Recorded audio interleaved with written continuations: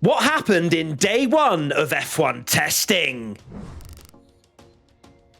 Formula One has returned. What a day. We've actually had a lot of running today. Still buzzing, seeing cars on the track, and Max Verstappen and Fernando Alonso 1-2. What more could I ask for? That's actually ridiculous. Of course, the Aston Martin didn't start particularly well. They had Drugovich breaking down only a few minutes into the session, and we were sort of joking, weren't we? Oh, here we go. Alonso's gone to Aston Martin. Everything's starting to fall apart. And actually, as well, I think Fernando Alonso had a problem with his floor when he went in as well, which meant he had to go back in and have some work done. But in the end, Mr. Fernando, the two-time champ with the purple last sector, just narrowly missing out on the fastest time of the day. Yeah, it was a surprise because for most of the session, you had the usual suspects at the front, not just Verstappen doing Verstappen things, but Ferrari were up there, Mercedes were up there, and it looked like we were just going to get the usual top three. And then out of nowhere, Fernando just sticks it in P2, very close to Verstappen's time at the top. Obviously, it's only testing, but the Aston looked good. I mean, what a turnaround from the start of the session where we were, like you say, making memes about Alonso's moved to another team and suddenly they're unreliable and terrible again. And Aston looked hooked up. Obviously, you can't take too much from testing. We're not going to say that Fernando Alonso is going to be on the front row of the grid come next Sunday. But the fact that they've clearly got, at least with Alonso, a good baseline. He clearly feels quite good with the car. He was pushing at the end as well to try and get the fastest lap and didn't manage it. But it's a good sign for Aston Martin, I would say. I'll probably silence a lot of doubters that he's moved, because to jump ahead, maybe I'll move the talking point around, but Alpine were nowhere, his old team. 16th, 17th, they clocked 113 laps altogether, but yes, we shouldn't take times. Anonymous. But they didn't, they were very anonymous. We didn't see much of them in terms of really anywhere near the top 10, let alone the top of the leaderboard. Let's talk about Ferrari, shall we? There was a big talking point, which turned out to be maybe a bit more easily explained than perhaps some of us were wondering. Was in the morning session, Carlos Sainz was out there, and there was a bit of a sucky point, I suppose, for want of a better way. But it was kind of an indentation. It was clearly being like pushed in on the front part of the nose. And we've actually put it as strange, big, sucky nose. That's what's in our podcast sheet. But apart from that, that was clearly a malfunction. Ferrari, I think, came out and basically confirmed that it wasn't meant to do that. And it didn't make any sense for it to do that, because realistically, that would actually have disturb the airflow more if that was something they were trying to achieve, which then again is Ferrari, so you never know.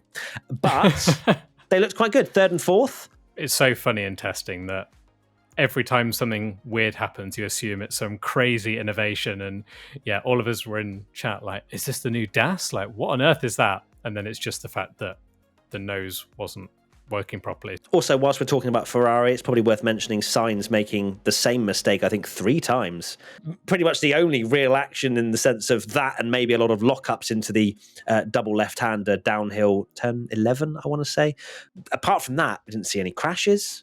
There was 1 red flag to 1? The 2? The Drugovich thing. Not many stoppages at all. So normally on day 1 of testing, you get at least 1 driver or 1 team that's had an absolute mare and maybe done 5, 6, 7 laps.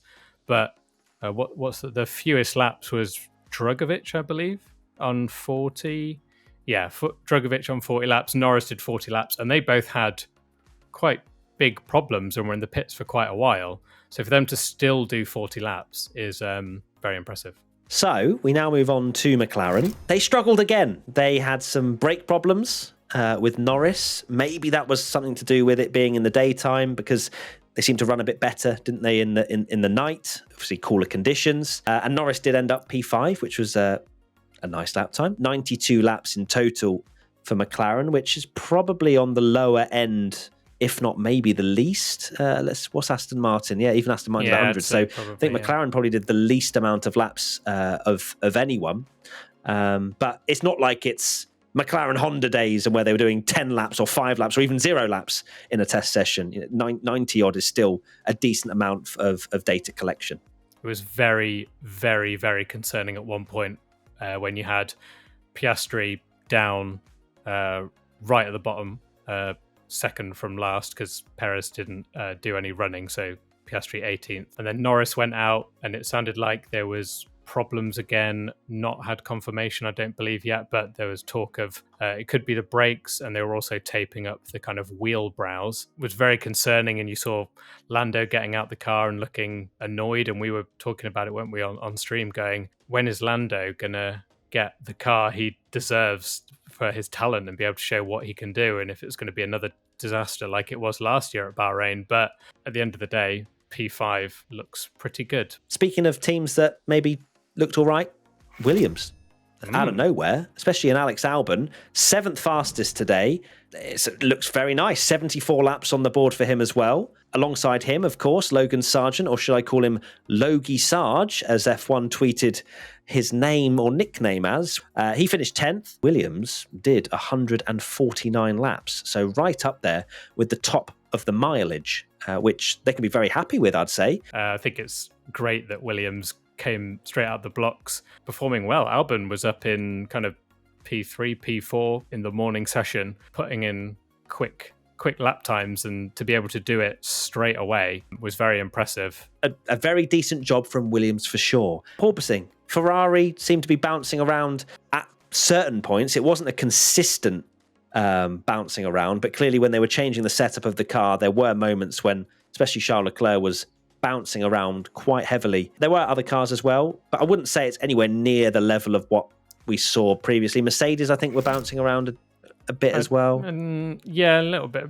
Certainly not anywhere near the problems they had before. Good for them, because that was really the downfall of the whole season last year, because we can see they've still gone for their, some say would be a risk, the keeping with that kind of no side pod, or at least slim side pod approach. The fact that they've gone with that and then could just focus on not bouncing. Toto said no bouncing in an interview, so great for them. Yeah, that pretty much wraps it up, I would say, Tommy. What are your final thoughts of day one of testing? It's just been so good to have F1 cars back on track and enjoying it with the lovely people in the Twitch chat. It's been an awesome day. It certainly has. My final thoughts, absolutely insane scenes on the Twitch channel today. If you haven't seen us on Twitch yet, Matt P1 Tommy, if you want to come and join us for the next 2 days of F1 testing. We hit 10,000 subscribers on Twitch. So I want to shout out each and every one of those on Twitch chat that have been enjoying us, even if it's just watching or if it's subscribing or whatever it is. Thank you for joining our roundup of day one of testing. We'll see you very soon for another video tomorrow. Bye! Bye!